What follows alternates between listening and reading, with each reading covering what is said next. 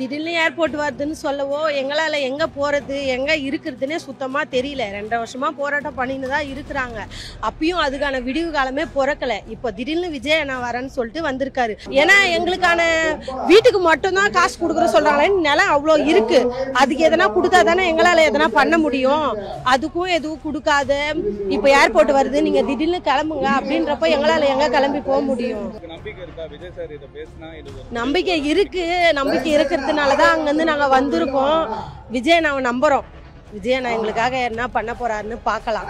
எந்த கட்சியும் எங்களுக்கு ஆதரவு எதுவும் கிடையாது. எங்களுக்கு சொந்த வாய்ப்பு விவசாயம் தவிர வேற எங்களுக்கு வேற எதுவும் கிடையாது. வேற எதுவும் கிடையாது. 4000 சொத்துக்குது. வேகட்டு வச்சுக்கிறோம். பைபாட்டு படிக்கல ஊட்டாட வச்சுக்கணும். அதுக்கு 3 குழந்தை ஆகி போச்சு. நாங்கள் எங்கே போய் போய்ப்போம்? இந்த ஊர் எங்கள் சொந்த ஊர் இது பண்ணிட்டா நாங்கள் எந்த ஊர் போய் முடியும்? அது என்ன சொல்கிறப்பல வீட்டு வரைக்கும் துட்டுங்களை காசு கொடுத்து அனுப்பிச்சிடறோம் அப்படின்னு சொல்லிட்டு கொண்டுறோங்க. நாங்கள் போயிட்டு காணி வாங்க முடியுமா? இல்லை வீட்டு மனையை வாங்கி வீடு கட்ட முடியுமா? நாங்கள் என்ன பண்ண முடியும்?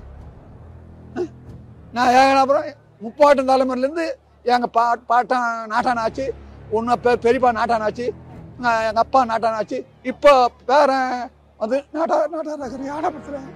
அவ்வளோ இருந்தோம், வசதி இருந்தோம். எங்கள் கையில் கட்சி அப்படியே நாங்கள் கோடிக்கணக்கில் சம்பாதிச்சு வச்சில்ல. காகான சம்பாதிச்சோம். இப்போ வீட்டு லோன் கொடுத்தாப்புல வீட்டு லோன் கொடுத்து என்ன கொடுத்தான்? 2 லட்ச ரூபா கொடுத்தான். 2 லட்ச ரூபா நான் வீடு கட்ட முடியுமா? 2 பசுமாடு இருக்குது.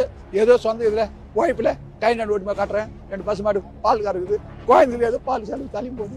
எல்லாம் வழிபாங்க. நான் கவர்மெண்ட் எதிர்த்து கேட்கல, எதுவுமே கேட்கல. நீ கொடுக்க ஐயா உங்களால் நாங்கள் போய்க்கணும்னு சொல்லிட்டு சொல்லி எங்கள் சொத்தியாக கொடுக்குற வந்து நாங்கள் வேறு எந்த இடம் போவோம்? எதுவுமே எந்த இடத்துல போய் முடியும் எங்களால்?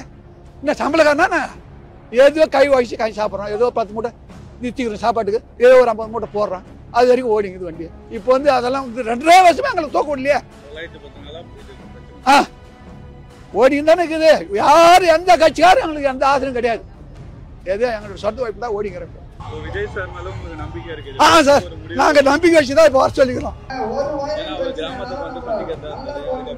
அது ஒரு கஷ்டம் எங்களுக்கு. கிராமத்துக்கு வந்து எங்களை சந்திச்சிருந்தா அது எங்களுக்கு ரொம்ப சந்தோஷம்.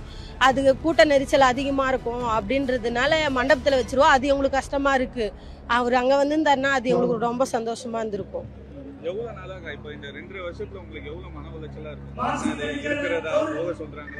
அப்படின்ற மைண்ட் செட் அதிகமா இருக்கு.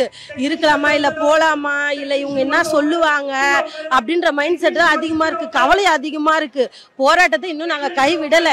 இன்னும் நடத்தின்னு தான் இருக்கோம்.